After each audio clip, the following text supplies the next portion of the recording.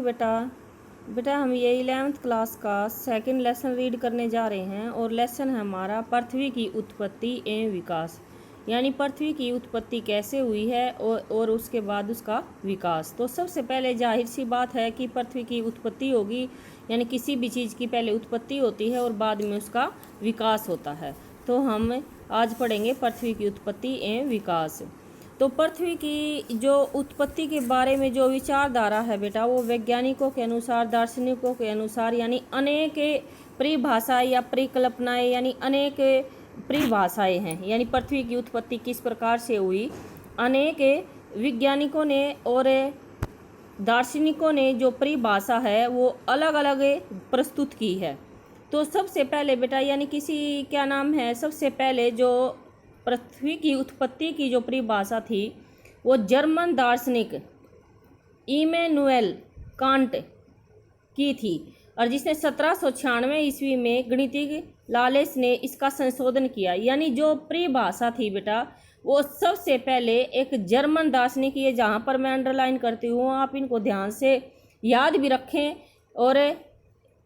ध्यान से सुने भी। तो सबसे पहले बेटा पृथ्वी की उत्पत्ति की जो परिभाषा थी वो जर्मन दार्शनिक इमैनुएल कांट ने दी। लेकिन बाद में 1796 में ईस्वी में गणितज्ञ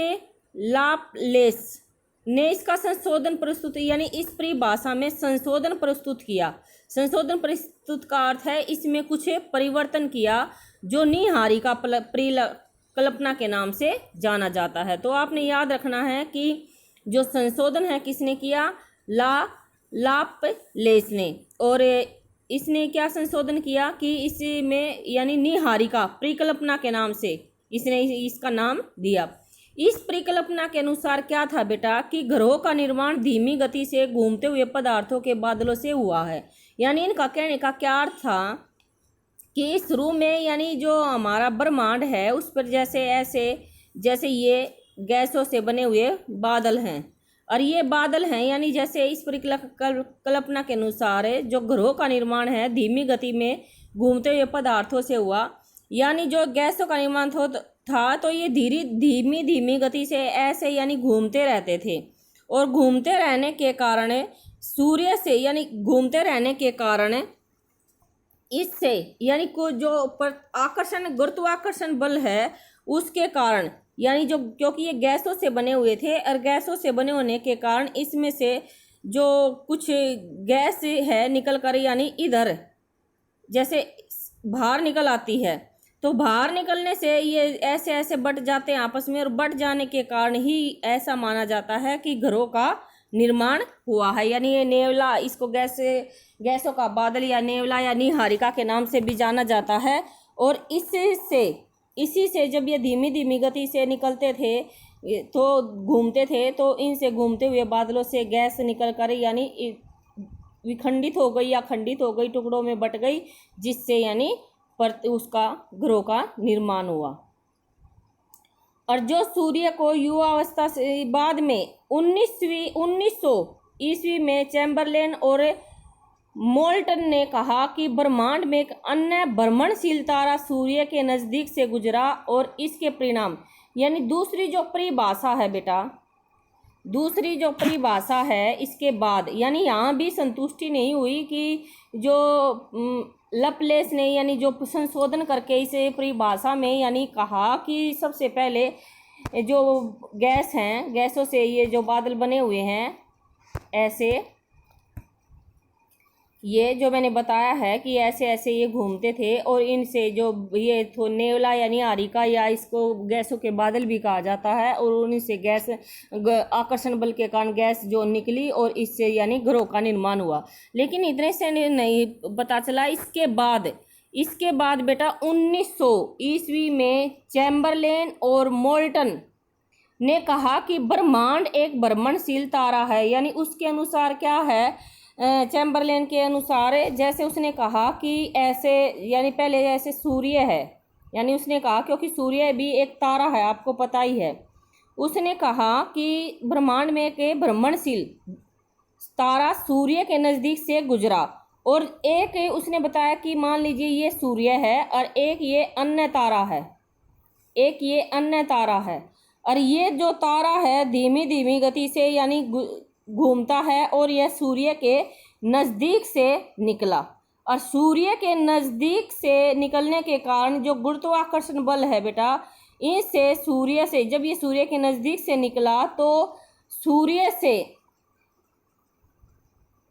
यानी सिगार के रूप में, यानी जब ये सूर्य के पास से एक अन्य तारा निकला तो सिगार के रूप में यानी गैस निकली, और इन गैसों से ही ग्रहों का निर्माण हुआ है, ऐसा माना जाता है। कि उसने किसके अनुसार, चैम्बरलेन और मोल्टन के अनुसार, चैम्बरलेन और मोल्टन के अनुसार पहले उसने बताया कि ब्रह्मांड में एक तारा है जो है कि सूर्य, और एक अन्य तारा है।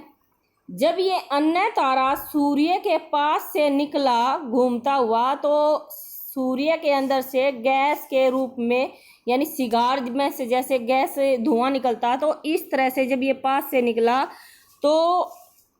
जो सिगार के आकार में यानी धुआं सा गैस बाहर आई, और उन गैसों से ही ग्रहों का निर्माण हुआ, ऐसा माना जाता है।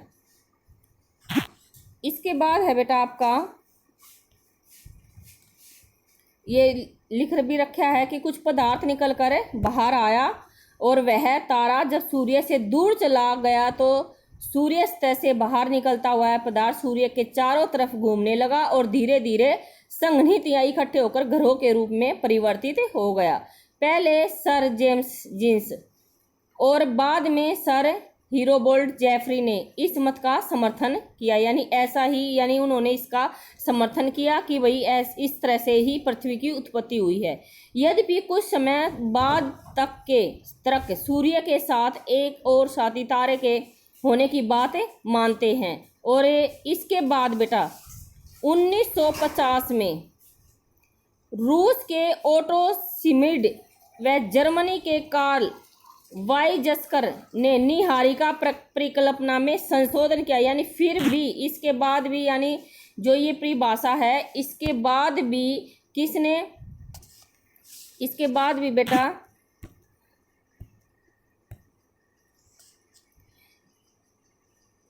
1950 ईस्वी में रूस के ओटो शिमिड व जर्मनी के कार्ल वाइजर ने निहारिका परिकल्पना में कुछ संशोधन किया, यानी कुछ परिवर्तन किया, और उनका जो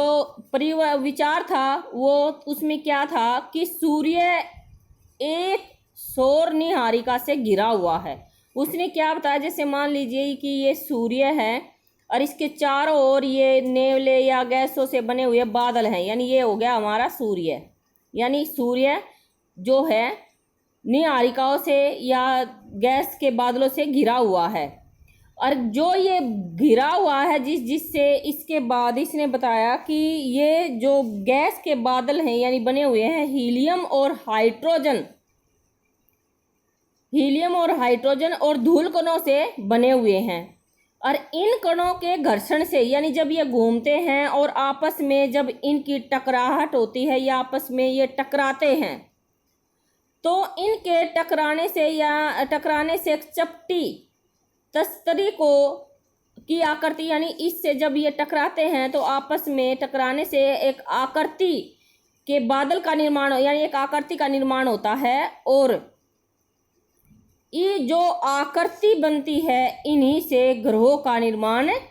हुआ है। तो ये किसके अनुसार है, ये है रूस के ओटो शिमिड व जर्मनी के कार्ल वाइजर के अनुसार। उनका मानना ये है कि सूर्य के चारों ओर यानी धूल से बने हीलियम और हाइड्रोजन गैस से बने हुए जो हैं ये नेवले हैं या क्या नाम है गैस से बने बादल हैं, और इन बादलों के टकराने से जब ये आपस में टकराते हैं घर्षण बल के कारण ये एक दूसरे से अलग हो जाते हैं जिससे ग्रहों का निर्माण होता है। तो आज बेटा हमने पढ़ा कि पृथ्वी की उत्पत्ति में जो वैज्ञानिक है दार्शनिक है सबकी अलग अलग परिकल्पना है, सब ने अलग अलग परिभाषा दी है। तो आपने ये याद भी करना है कि किसके अनुसार कौन सी परिभाषा है। तो आज के लिए बेटा इतना ही है। आज आप ये सभी की जो मैंने 3-4 आपसे परिभाषाएं बताई हैं आपने परिभाषाएं याद करनी है, ठीक है।